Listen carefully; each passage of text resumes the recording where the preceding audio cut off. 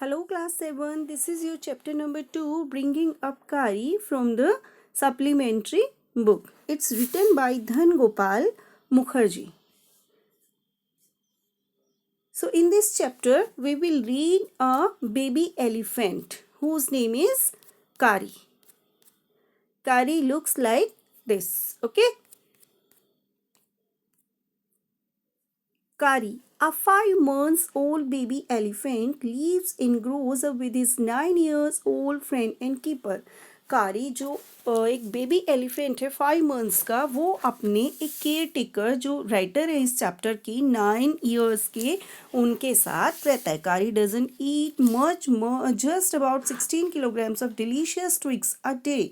कारी दिन में बहुत ज़्यादा कुछ नहीं खाता है, बट वो 16 kilograms बहुत ही ज़्यादा डिलीशियस ट्विक्स को खाता है. प्लेफुल एंड सेंसिटिव, वो बहुत ज़्यादा प्लेफुल है और सेंसिटिव है. कारी saves a boy from drowning. एक बार क्या होता है, वो एक पानी में एक छोटा बच्चा डूब रहा होता है और उसको सेव करता है, यानी कि उसको बचाता है अपनी सेंसिटिव के बिहाफ पर. Okay, let's start the chapter.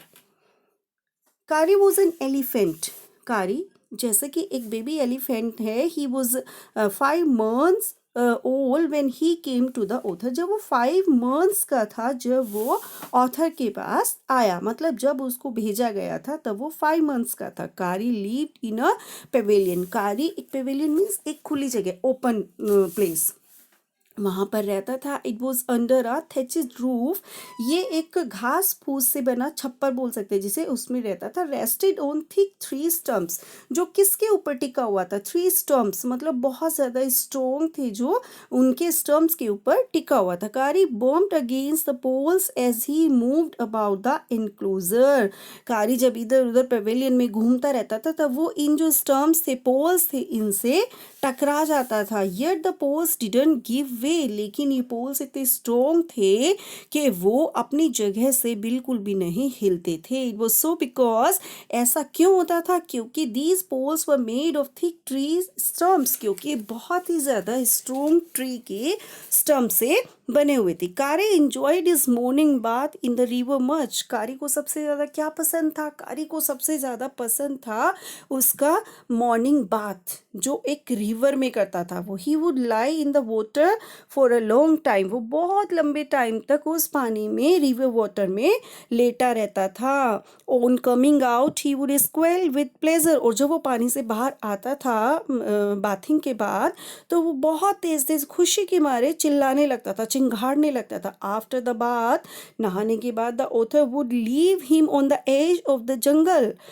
Author क्या करता था, राइटर क्या करता था, उसको जंगल के एक किनारे पर छोड़ देता था. ही वुड हिमसेल्फ गो. और वो अपने आप कहाँ चला जाता था? इनटू द फॉरेस्ट, जंगल में, to get some twigs for the elephant's dinner.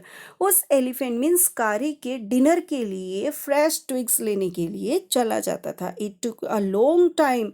इस सारे प्रोसेस में उसे बहुत ज़्यादा टाइम लगता था. Because first the author would sharpen his hatchet with took half an hour. सबसे पहले उसको जो उसकी कुल्हाड़ी थी जिससे वो ट्विग्स को काटता था, उसको शार्प करने में आधा घंटा लगता था. Then the author had to climb trees.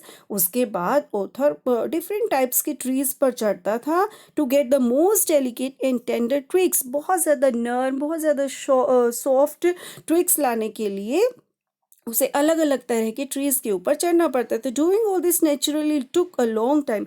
इस सारे प्रोसेस में नेचुरली उसको बहुत सारा टाइम लग जाता था. कारी and the author were good friends. कारी और ऑथर, जैसा कि वो दोनों एक साथ एक जगह पर रहते थे, वो दोनों बहुत अच्छे फ्रेंड्स बन गए थे.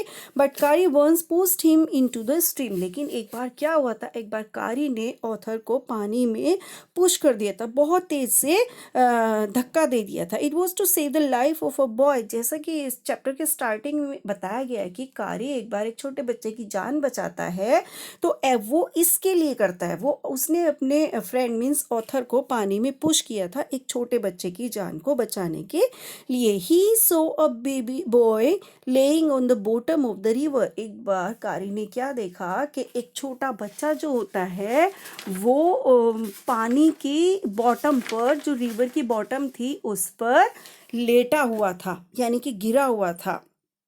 He dived and pulled the body of the drowning boy of the surface.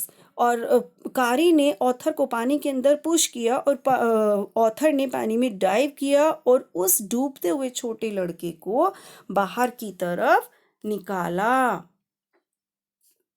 However, the author was not a swimmer, जबकि ऑथर बहुत अच्छा स्विमर नहीं था, उसको अच्छी तरह से तैरना नहीं आता था।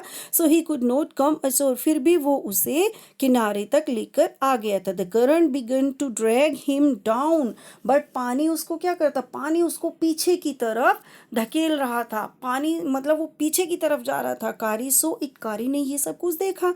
ही came fast into the water, और वो जल्दी से दौड़कर पानी के अंदर आया। The author caught his trunk, और ऑथर ने उसकी ट्रंक को पकड़ लिया। He pulled both the author and the boy ashore, और उसने मीन्स कारी ने ऑथर को और उस छोटे बच्चे को किनारे तक खींच लिया। अपनी ट्रंक उन्हें दी, ट्रंक को उस पकड़ा ऑथर ने, और ट्रंक पकड़कर बाहर की तरफ आ गया।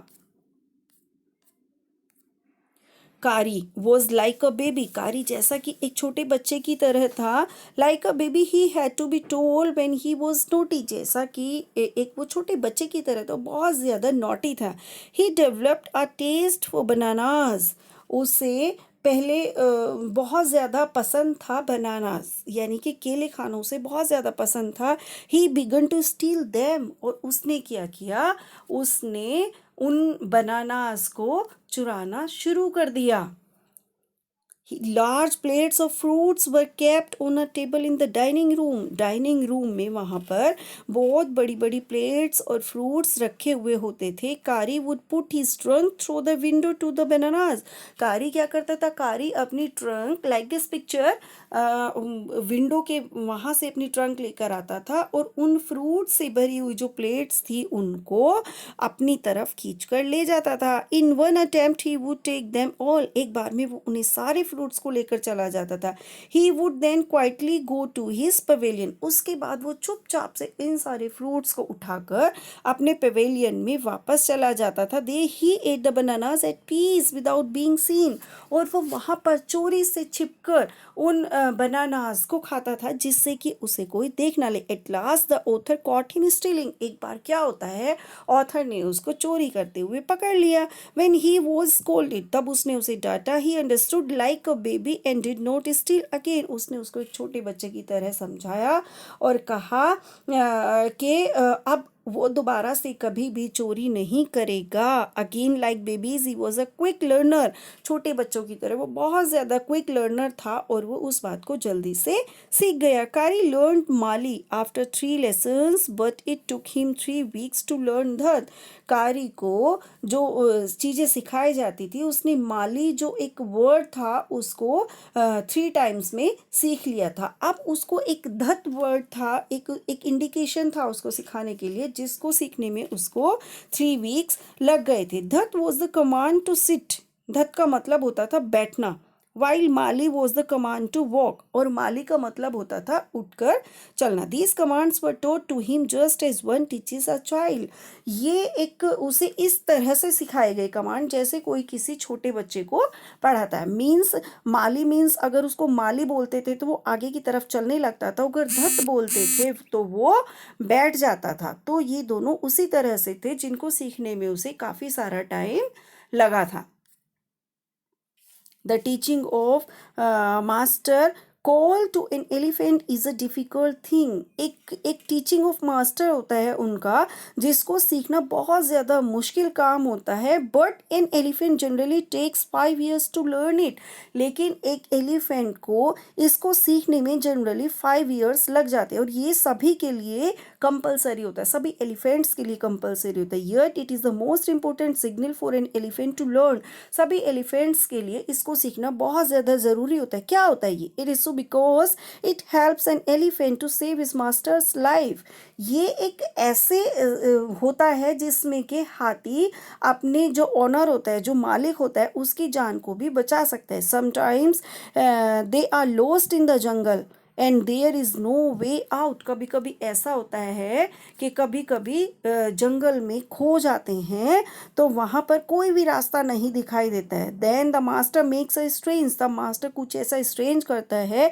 Hissing howling sound in the elephant's ear. वो एलिफेंट के ईयर में कुछ इस तरह की साउंड को सुनाते हैं, कुछ ऐसी आवाज को बताते हैं। अ ट्रेन एलिफेंट अंडरस्टैंड्स इट। जो एक ट्रेन एलिफेंट होता है, मतलब जिसको टीचिंग ऑफ मास्टर्स स्किल सीखा हुआ होता है, तो वो क्या करते हैं, वो इस चीज को समझ जाते हैं। And at once pulls out the tree in front of him. और वो अपने सामने वाले जो ट्री होते हैं उनको उखाड़ कर उनके सामने रख देते हैं। This frightens all the animals away. और इससे क्या होता है, इससे जो वहां पर दूसरे डराने सारे जानवर होते हैं, जो एनिमल्स होते हैं, वो डर कर भाग जाते हैं। Even the tiger is frighten. यहाँ तक कि टाइगर भी एलिफेंट के इस सीन को देखकर डर जाता है। The elephant goes on pulling down the trees one after the other. इसके बाद क्या होता है, हाथी जो होता है वो एक के बाद एक पेड़ को गिराकर चला जाता है, गिराता चला जाता है। दस अ path is made out of the forest. इस प्रकार जंगल से बाहर जाने का रास्ता बन जाता है और हाथी अपनी भी और अपने मास्टर्स की दोनों की लाइफ को सेव कर देता है। That's it, your chapter is complete. Okay, thank you.